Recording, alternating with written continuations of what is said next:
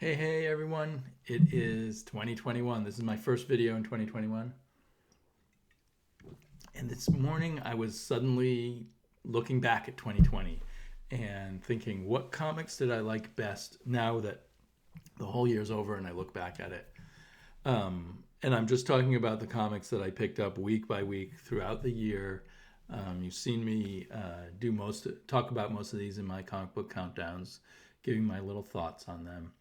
And now looking back, I picked out five that were kind of my favorites looking back, just personally. And I haven't read exhaustively.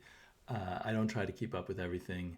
I have lots of comics I bought in 2020 that I still haven't read, and of course, tons of trades and stuff that I'm not even putting in this little category here.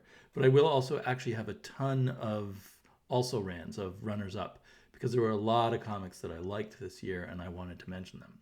And I'm also gonna mention a few comics that look promising for this coming year that started in late 2020 and I'm looking forward to seeing where they're going. And I'm also gonna cover a few ones that I had really high hopes for, and they might not have been the worst comics in the world, but they were my biggest kind of disappointments because of my own expectations. There were probably others in that category, but I found three to stick in that. But for the things that now that the year's over stand out in my head as my absolute most enjoyable reads in single issues this year are these five. So I'll start with those. And right off the bat, the big surprise for me was Spy Island, which I went into with mild curiosity because I had mildly enjoyed Chelsea Cain's work before. But by the time I got to, I think it was the fourth issue or the fifth issue, the finale, this is issue 2 that I happen to have with me, I felt wowed. And I felt, looking back at the whole series, wow, this was really good. And she told the story in this small amount of issues, and it felt very rich and complicated and pretty unique for what I see in comics usually, with inventive art, layout, storytelling techniques, fun story, great sense of humor. It just, it was the unexpected comic book that I didn't know I wanted that turned out to be really great. So in some ways, this is the superstar of the year, although I feel like I loved all five of these comics pretty equally, maybe with one caveat. And yeah, this was the whole package. Every single page in this comic counts in some way towards the story. Fake ads, maps, jokes, what have you. So this is a wonderful comic. I would say dig it up in single issues if you can, although I'm sure it'll be a great trade too.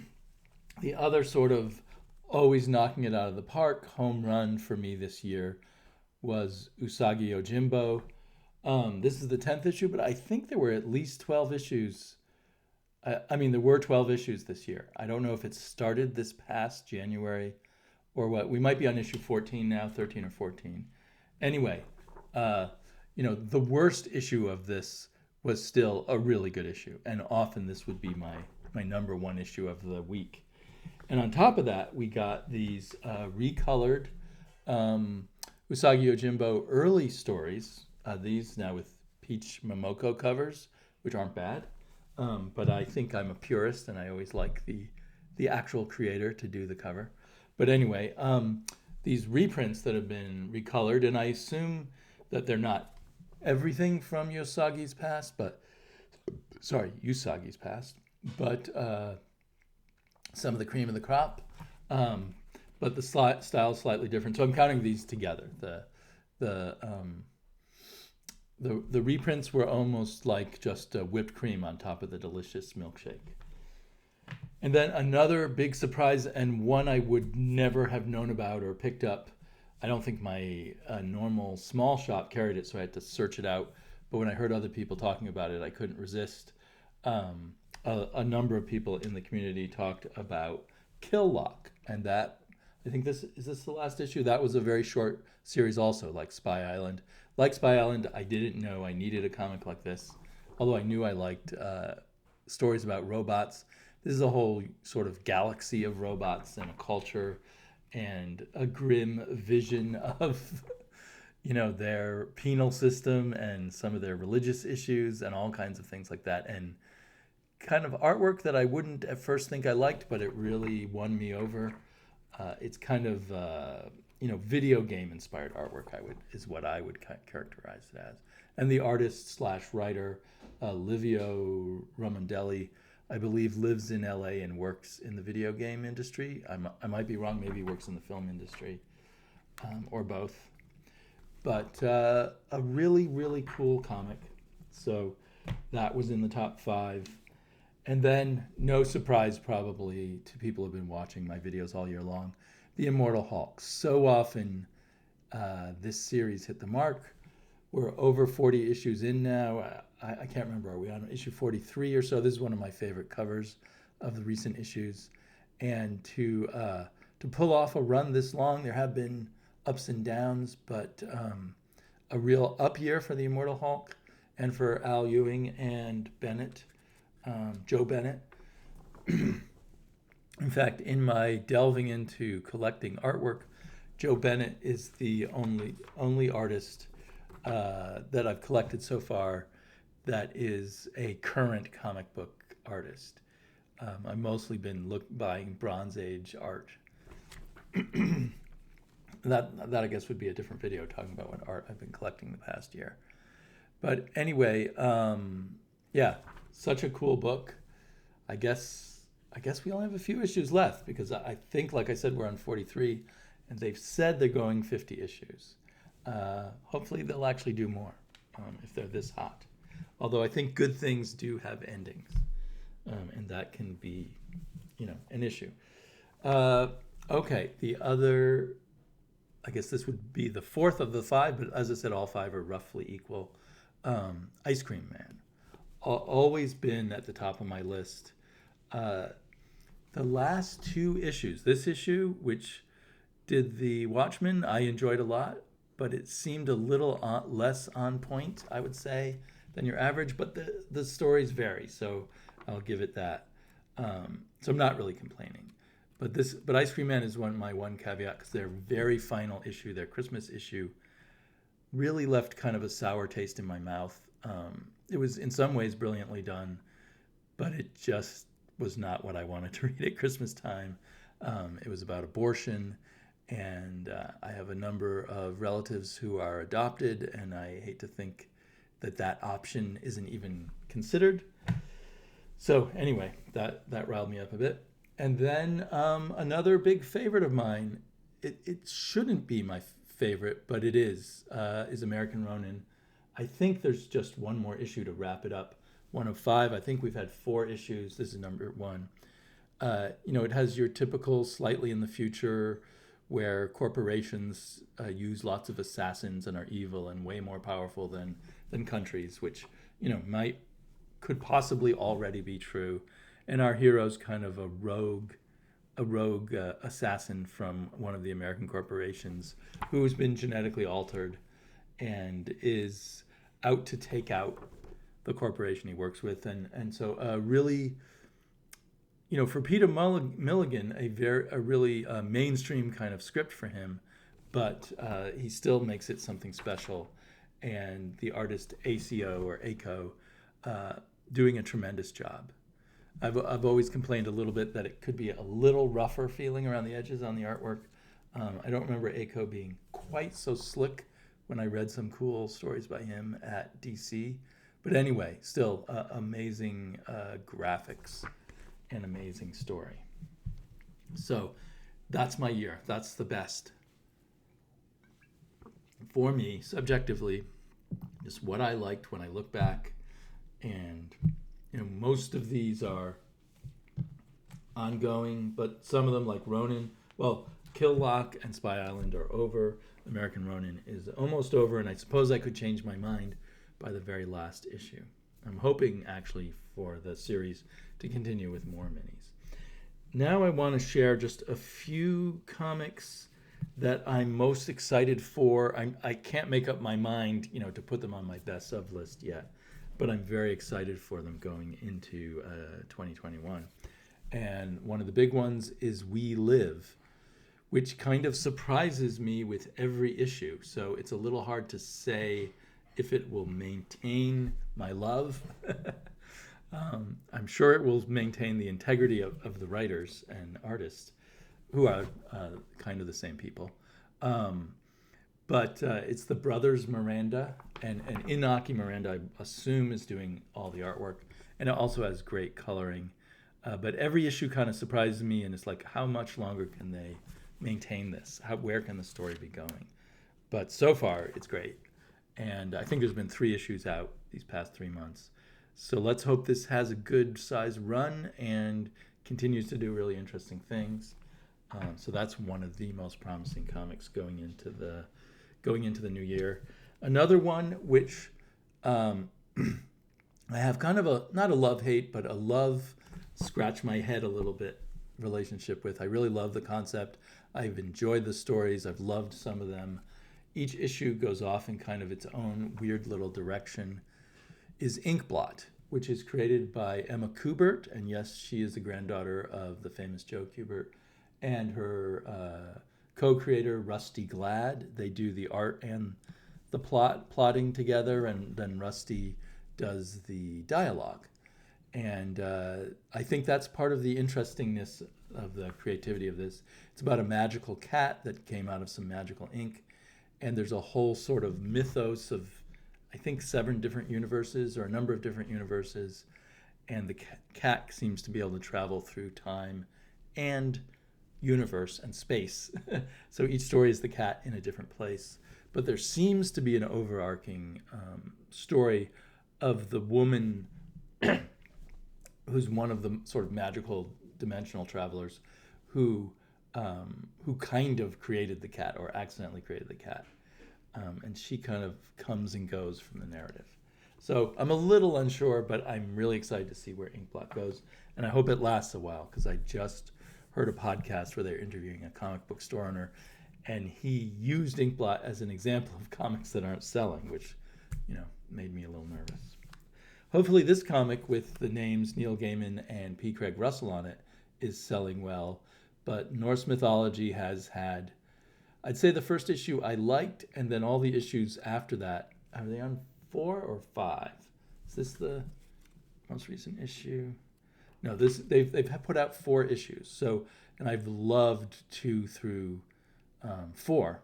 You don't have to buy every issue. Some stories are continued, like the story in this issue is continued in issue 4, and for like the first few pages, and then there's a standalone story after that. But it'd be a pretty easy comic to just jump on whenever you find an issue. But it could turn out to be one of the best comics of 2021. That's how it's looking at the moment. And I didn't have very high expectations for it. Neil Gaiman, in his prose is kind of hit or miss for me. Some of his novels I've loved, some I haven't. Thought it was odd that he was doing what was billed as a novel, which is just a retelling of Norse mythology. But when you combine P. Craig Russell with the comics adaptation and great finishing artists like Peter Kowalski, someone told me it's the way it say his name, and great colorists, Laverne Kinderziski, and actually, great lettering. Anyway, it's a great package. Jump on it, in my opinion. So there is the most exciting stuff going from one year to another. If I had to pick a few comics to recommend to someone who wanted to start a pull list of comics, I would say the Hulk, the Norse mythology, Inkblot, We Live, and then Ice Cream Man. Those would and Usagi Jimbo. That would be like my core set of books right now. Maybe I should cut my pull list down. Although I worry my shop will go under without me. Just kidding. But so here are some also rents. Comics I really enjoyed during the year. But at the end of the year, looking back, they couldn't quite. Obviously, only 5 could make the top 5 anyway.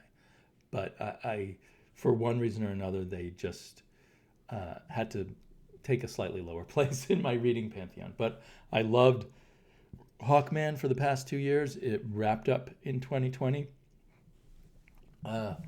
Richard Vendetti, and a a group of recurring artists, all of whom were really great. There were a few weak issues in the 30, I think it was 29 issues, 29 issue run. There was a few weak issues when it had to cross over with some event, but then it got back on its feet and became very good again. So I am leaving the past 2 years with really warm feelings for this Hawkman run, and I'm really looking for what comics is DC going to put Robert Venditti on, because he's one of their best writers, but he's sort of underplayed there. Another great comic for me, it was an oddball. I'm sure not everyone would like it nearly as much as I did. This one I really wanted to put in the top, expand the top 5 to maybe a top 7 and include Ludocrats. It was really cool. Okay, my QuickTime decided to just suddenly stop recording. I was mentioning how cool Ludocrats was. I just had some slight reservation in terms of putting it in the very best, maybe because it was a fun to read, but it doesn't leave that much. It was one of my favorites to read when I was reading it, but it doesn't leave as much, in my brain afterwards to think about, in 2021, to look back on 2020. Just didn't have quite the impact of those top 5. Another really fun one has been Adventure Man, and in fact, I've double dipped on it by getting the large size hardback. I think I showed that in another video. Great art and fascinating story by Matt Fraction. I think, I have a few reservations about the art, and I'm not sure where the story is going fully yet, so that's why I wouldn't put it in my... Okay, 2 crashes in a row. That's not a good sign. Another one of my runners-up is Colonel Weird Cosmogog. Loving the art, fun story, but it is really the art that makes it sing. And I think it's just a 4-issue thingamabob, and we've had 3 issues in 2020, so I didn't want to... I thought about putting it in my books to watch for 2021, but it will be over very soon. But a really fun comic, just if you love this kind of visuals and you're into some kind of trippy time travel, sci-fi, superhero story. It's good stuff.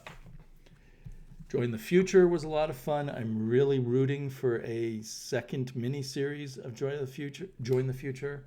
Kind of a dystopian, the cities are destroying the countryside kind of story, with fantastic art by Peter Kowalski, who was also in the Norse mythology. Great colors too. Wow, Brad Simpson on the colors. So here's hoping that Join the Future has a future as another miniseries. Really loved The Dreaming Waking Hours. This one was also super close to making it in that very best of the year. I've heard that the most recent issue is really great, but I haven't read it yet. So that might really knock it up in my esteem. But a really wonderful read in the tradition of Neil Gaiman's Sandman. Feels very much a part of that tapestry. I mean, not exactly the same, but very close. And Family Tree, a very unique, quirky, stylized horror story about a world where large numbers of people are turning into trees, and the family that kind of is at the center of that original set of transformations. The thread of the plot seemed to spread out kind of wider towards the last few issues, and so I haven't quite focused on it yet to decide how I feel about the whole series. It's still ongoing. I really loved the first maybe 6 issues and then 7 issues, and then I'm kind of waiting to see how I feel as it goes along. Jimmy Olsen's pal had some Superman's pal, Jimmy Olsen, by Matt Fraction and Lieber and Fairborn. It was kind of a visual delight in a throwback kind of way, and lots of goofy fun stuff from Matt Fraction, a lot of kind of slightly frustrating goofy stuff from Matt Fraction also, so it's kind of always an up and down read, but overall I feel very fond about it. It was a 12-issue maxi series, and it ended. So that's one to look for in the bargain bins, or in a trade or some cheap digital form. The Old Guard Forced Multiplied. I liked the original Old Guard okay, but something was clicking a lot more in this new miniseries Forced Multiplied, and it's kind of the middle story. There's going to be a final miniseries to end it out. I don't know if that's coming out in 2021. If it is, I'm really looking forward to it. Again, kind of knockout color and art. I just flipped open to what might have been my panel of the week or something if I did that kind of thing. But yeah, it's bubblegum fun stuff from Greg Rucka and the fantastic artist Leandro Fernandez, who's the colorist. Colors by Daniela Miwa. So those are people we can only hope they do more comics. Oh, and I accidentally added another Hawkman in that pile. Big Girls. This at many weeks was one of my favorite comics.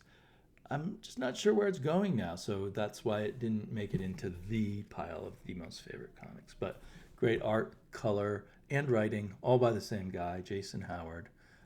Does he do his own letters? That might be the only thing he doesn't do. Yeah, lettering by Phonographics. So a fantastic one-man show.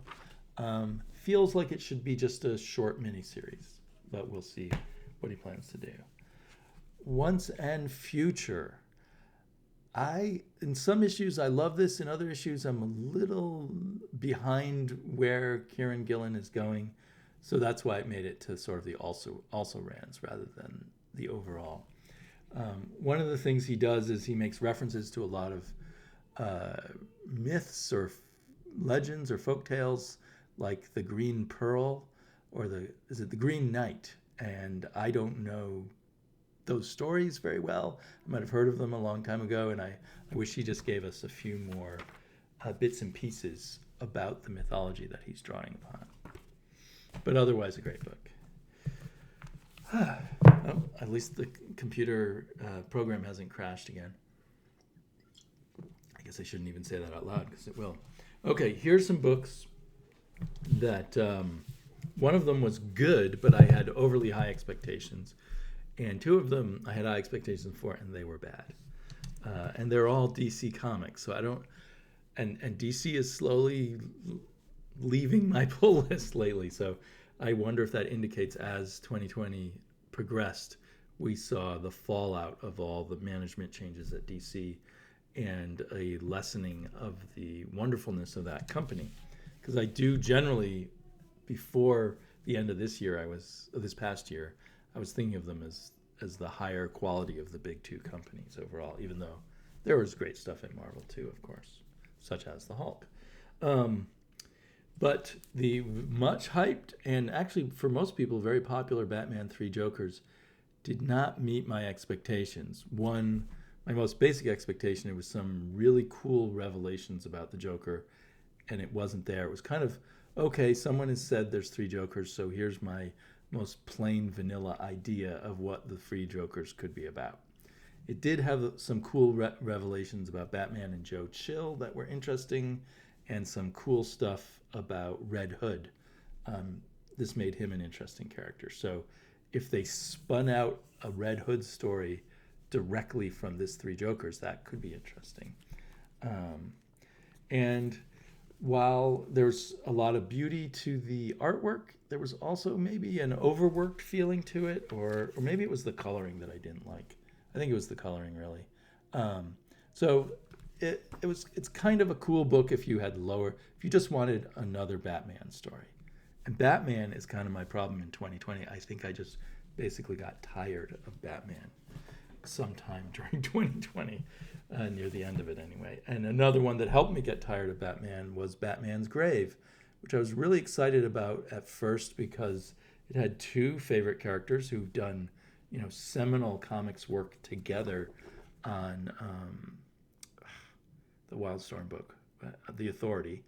And here they are teamed up with Batman, and they're doing a gritty, more detective, more human, type of Batman who can be beaten up and all of that.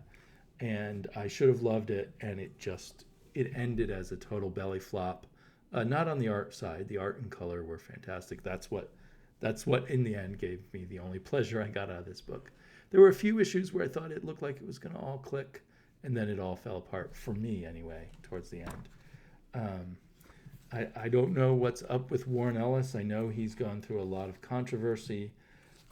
What I read made me think I would not want to hang out with him or introduce any female friends to him, but I didn't think it warrants him being canceled from comics. But you know, your opinion may vary. But I'm not very excited to read any comics by him, new comics by him at the moment, after reading this huge Batman belly flop. And I was earlier in the year getting Batman and Detective, and by the end of the year I had dropped them, and I was just getting the Batman 3 Jokers and Batman's Grave. There might have been some other Batman related book that I was getting for a while, but at the moment, now that Batman Grave is over, there's no Batman that I can think of on my pull list, or that I'm planning to pick up off the rack. But that can always change, you know, especially how hooked in we all are together and chatting about comics on YouTube. At any moment, someone could say something that would make me jump back in. Another one that I was really looking forward to, I mean, I knew there was a good chance that Brian Michael Bendis would create a comic that wasn't right for me, but the artistic team of Brian Sook and Jordi Belair seemed very promising, and Brian Michael Bendis did do a really good job on Batman Universe, so I thought that might show that when he's further away from regular continuity and just on a fun project, that he could do the job. But this was just the most annoying, unsatisfying read that I could imagine in a superhero comic, and I stuck with it for at least 7 issues, but I eventually dropped it. And each issue, it was like, do I want to keep going? And I just, you know, in terms of, I've been really craving just fun comics, and Legion of Superheroes really represents that to me. I mean, they can have some intensity and characters die and all that, but there's also that sense of a retro 50s science fiction fun idea that they come out of originally. And to look at the art, you would think they'd captured that, but it was almost like the art was just unnecessary illustrations to the dialogue, and that there wasn't, that the writing and the art really weren't that connected. Anyway, so that's one of my huge disappointments of the year. Sorry to end on the disappointments. I guess that wasn't a good plan. But anyway, you can see there was a ton of non-disappointments. What's the opposite of a disappointment? An appointment? There were tons of appointment reading throughout the year. And there's even more than I put in this list that, you know, at different times during the year were thrilling me, but just looking back didn't quite carry the weight that this group of comics did. So I hope you guys had a good 2020, and 2021 is looking up, I hope, for your comic book reading. There are a lot of other distractions out there in the world, at least here in the US, that I'm spending a lot more time reading news than comics, which is kind of sad. Talk to y'all later.